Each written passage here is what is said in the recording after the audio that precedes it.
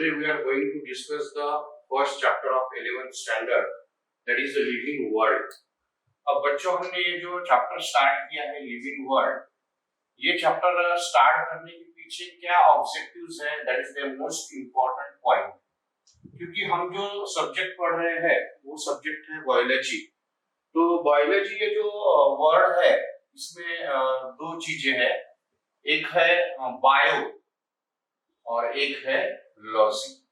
Bio का meaning होता है लिविंग और लाइफ फॉर्म, लिविंग और लाइफ फॉर्म या लिविंग एंटिटी भी हम उसको बोल सकते हैं।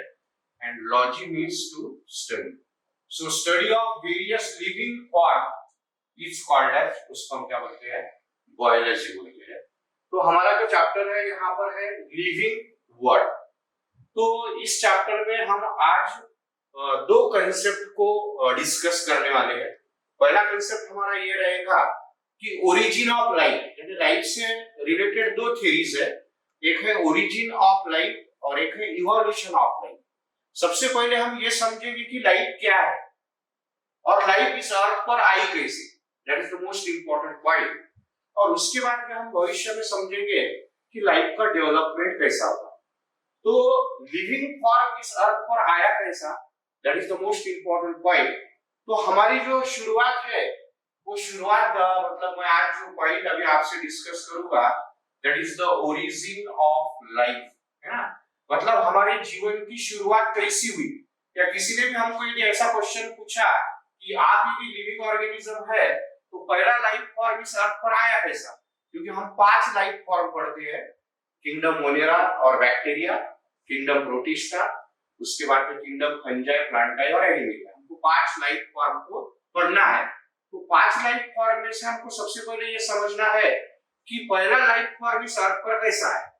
तो हमारे जीवन की जो शुरुआत है वो है सॉइल, है ना, ध्यान रखना, सॉइल और अर्थ, यानी सभी प्लैनेट में से हम अर्थ पर ही क्यों है, that is the most important point. क्योंकि अर्थ ही एक ऐसा प्लैनेट है जिसपे हम प्लांट्स को ग्रो कर सकते हैं। प्लांट्स जो है वो ऑर्गेनिक फूड मटेरियल बना सकता है। तो ये ऐसा जो प्लैनेट है वो अर्थ ही है। और ऑटोट्रॉफ्स के बाद में हम जो है हेटेरोट्रॉफ्स पढ़ते हैं।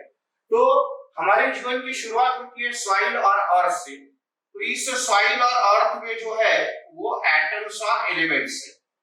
क्या है, एटम्स और एलिमेंट्स है। जैसे अपन अगर मॉडर्न पीरियोडिक टेबल अगर देखते हैं तो इस मॉडर्न पीरियोडिक टेबल में हमको 118 एटम्स और एलिमेंट्स हमको पढ़ना है।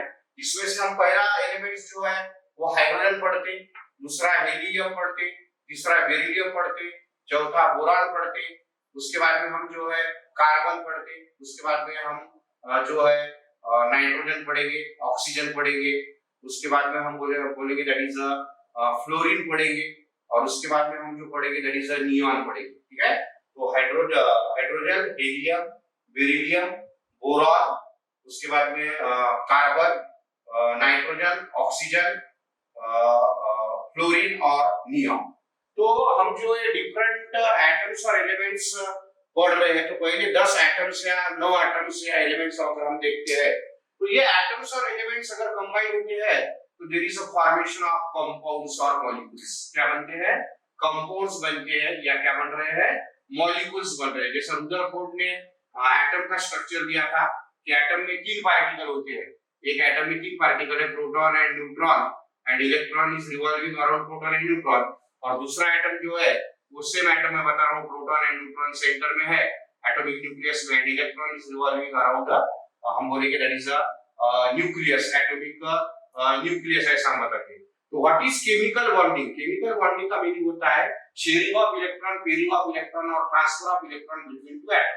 यानी जब तक ये दो एटम के इलेक्ट्रॉन इनके बीच में शेयरिंग, पेयरिंग या ट्रांसफर नहीं होता है इलेक्ट्रॉन, जिसको हम केमिस्ट्री में केमिकल बॉन्डिंग बोलते हैं, तब तक कोई भी कंपाउंड या मॉलिक्यूल्स नहीं बनता है। जैसा इस अर्थ पर जब शुरू में एटमॉस्फेयर था उसमें कौन-कौन से एटम प्रेजेंट थे, hydrogen, helium, beryllium, boron, carbon, nitrogen, oxygen, fluorine, neon, ऐसे एलिमेंट हम पहले 10 स्टडी करके 9 स्टडी करके। तो सबसे पहले क्या हुआ कि ये हाइड्रोजन जो है, ये हाइड्रोजन ने बनाया H2 मॉलिक्यूल।